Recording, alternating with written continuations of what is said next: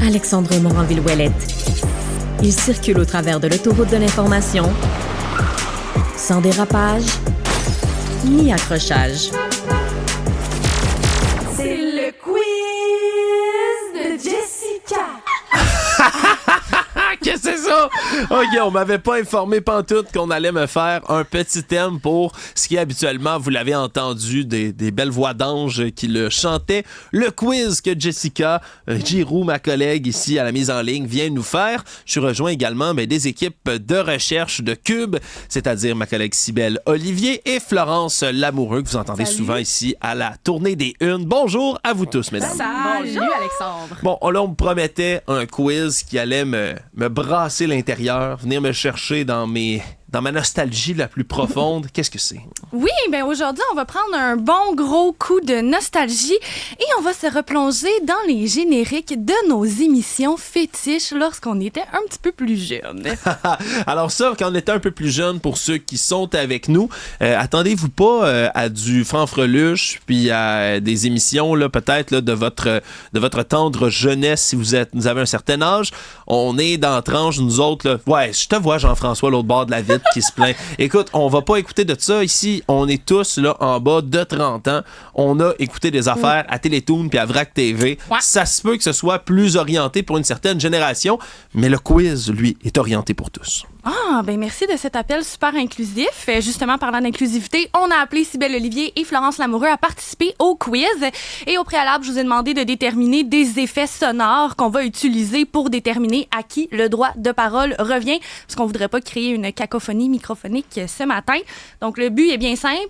On va faire jouer l'extrait et dès que vous avez la réponse, n'attendez ni une ni deux, appuyez sur votre effet sonore et je vous donne la parole, puis on voit si vous avez trouvé le générique. Ben, c'est bien parfait. Je suis en train de chercher mon effet sonore, justement, mais mon téléphone ne coopère pas. C'est bien dommage. Ah, me voilà, me voici. Je suis prêt avec mon buzzer. Ben, alors, on va pouvoir laisser Jean-François nous jouer la clip 1. Nous sommes en 2034. La situation... Je vais donner la parole à Cybèle. Ah, c'est vraiment meilleur. Dans une galaxie près de chez vous.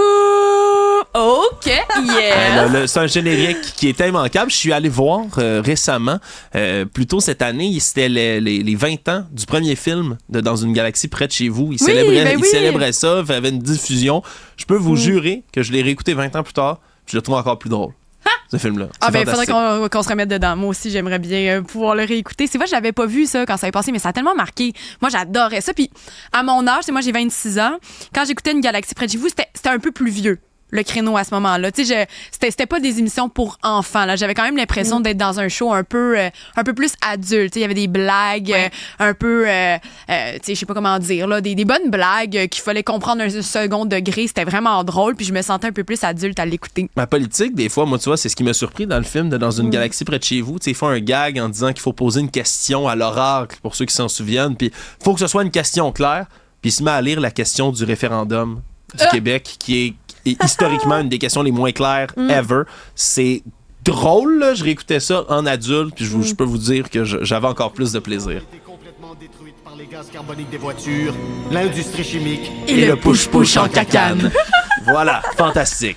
D'ailleurs, une petite information, il y a sur Crave récemment qui a été publiée une émission qui s'appelle Dans une galaxie près de chez vous, 25 ans de mission, et on se replonge justement dans les coulisses Dans une galaxie près de chez vous. On voit les personnages, on peut les entendre discuter de leur expérience, fait que c'est vraiment enrichissant si jamais vous voulez vous replonger dans l'aventure Dans une galaxie près de chez vous.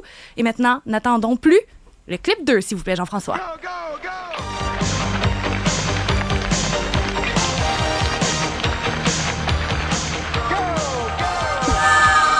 Go, go, go!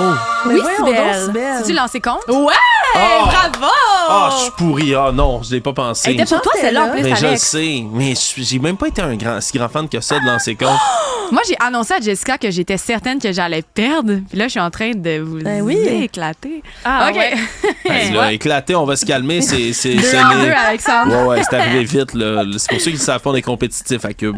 Oui. Je pense que ça s'entend, oui. Justement, continuons la compétition. Clip 3, s'il vous plaît, Jean-François. 65, quelque part entre Saigon et Rawdon, perdu en territoire ennemi. Alex. Ouais, ça, c'est une grenade avec ça, mesdames et messieurs. Oh, que j'ai raté ça, non! Ouais, t'as l'air d'une fille qui était une fan de dans une grenade avec ça, Florence. Ah, c'était tellement Les bon. jumelles McCormick. Oui. Non, c'était Qui tellement n'ont bon. jamais été vues à ce jour. Oui. Mais on voulait donc les voir, hein? Ouais. C'est comme, est-ce qu'il y a un épisode où on va réussir à Non, voir on y les jumelles croyait McCormick? vraiment. Ça nous faisait suivre l'intrigue. Puis moi, jusqu'à la dernière émission, j'ai cru qu'on allait les voir. Avec Anaïs Boutin. Ah, c'était vraiment bon. Tu sais ce qui m'obsède plus Les que ça? Bird Dogs. Exact. Tu vois, tu t'as lu dans mon esprit des Bird Dogs. Récemment, ma copine m'a demandé, elle a dit, tu sais, qu'est-ce qui m'impressionnerait vraiment? Parce que là, je me vantais de mes nouveaux talents au barbecue. Puis elle m'a dit, fais-moi donc un Bird Dog, maintenant. Wow. J'ai aucune idée comment je vais faire ça, là, d'enrouler une saucisse, mais je vous promets que je vais C'est ça, essayer. c'était des boulettes de saucisses. Ah non, c'est un pain à hamburger, mais dedans, c'est une saucisse roulée comme, Mais c'est ça. comme une brioche à cannelle. C'est ça, exactement. Ouais. Hey, wow. Par contre, je tiens, puis là, je salue, j'ai un ami qui, lui, est un fan des hot dog à la place. Le contraire des Bird Dog, c'est un pain hot dog avec de la viande hachée à l'intérieur. C'est pas très beau, mais c'est bon. Est-ce que je peux juste vous avouer que je viens de comprendre que Bird Dog, c'est un burger de hot dog? Tu méritais pas le point, tu vois. C'est juste ça, ça fait que tu méritais pas le point. I was 2 days years old. Voilà. Bon, ben, parlant d'être aujourd'hui, on va retourner encore un peu dans le passé, puis on va jouer la clip. Tu viens nous faire la tête de la grenade avec ça? Oui! Tu vois, ça, c'est une grenade un avec ça. point bonus pour Florence. Wow, OK. Oui, non. Là, on s'en va loin. Pour ceux qui nous ont pas suivis en visuel, on vient d'avoir une imitation.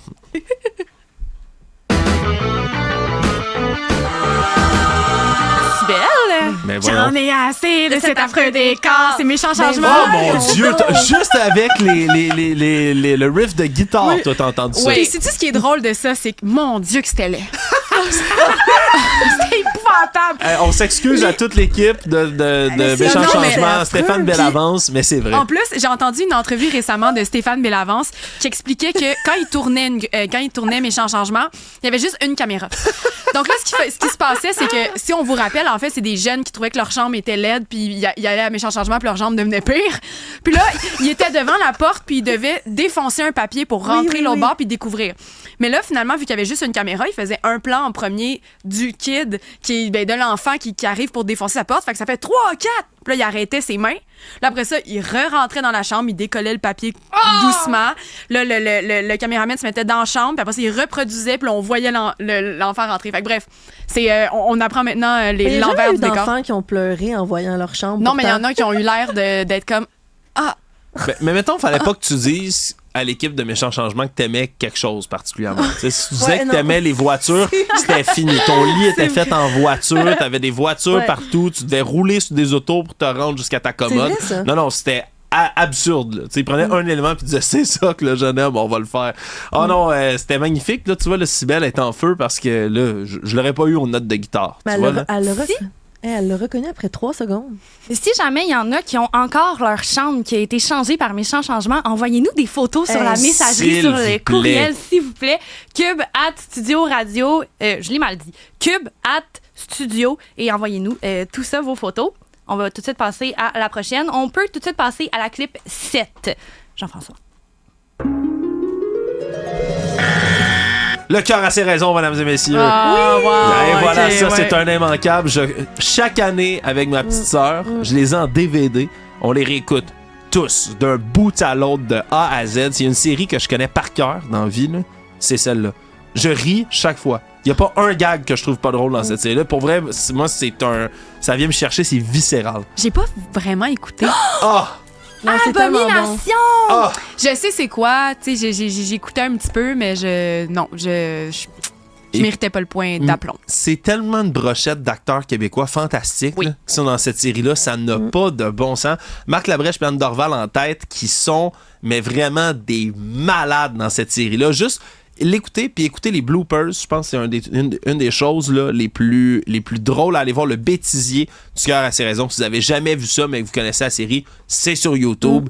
Marc Labrèche qui rit puis ça y prend une demi-heure à avoir une scène où il avale de l'hélium. Je vous jure, c'est bien investi. Ils ont aussi fait Les Bobos par la suite. Je sais pas si vous l'aviez écouté, c'est tellement une bonne série qui ressemble.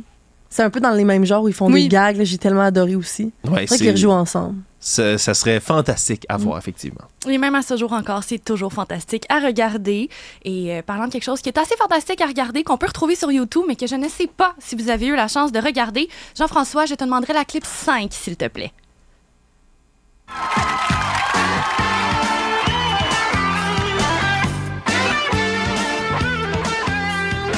Ouh. Indice, Jean-François Barry a joué dans cette émission. C'est La Guerre des Clans? Non, Mais c'est pas Hein? une émission. Ah, il l'a pas animé. Il a joué un rôle le temps d'un épisode. Oh mon Dieu! Ben, J'imagine qu'il y en a à la maison, à l'audio, qui doivent la reconnaître, mais c'est le générique de Radio Enfer. Oh non! Oh non! OK, oui! Oh non! Ah. Oh! Ah, je suis tellement fâché. Non, tu vois, moi, là, c'est ma compétitivité qui ressort. Ça me prenait juste un point pour rattraper Cybèle, puis on était en train de manquer de temps à l'épisode, mais c'est bien malheureux. C'est un quiz, je rappelle, qu'on reprend tous les vendredis. Le prochain sera sous un autre thème. Mesdames, Florence, Cybèle, Jessica, merci d'avoir fait ça avec nous. Merci, Alexandre. Et un merci au reste de l'équipe, Jean-François Roy, qui, même s'il se moque derrière la console, est toujours d'une efficacité redoutable. Merci à vous, à la maison, d'avoir été des nôtres. On se retrouve dès le prochain épisode.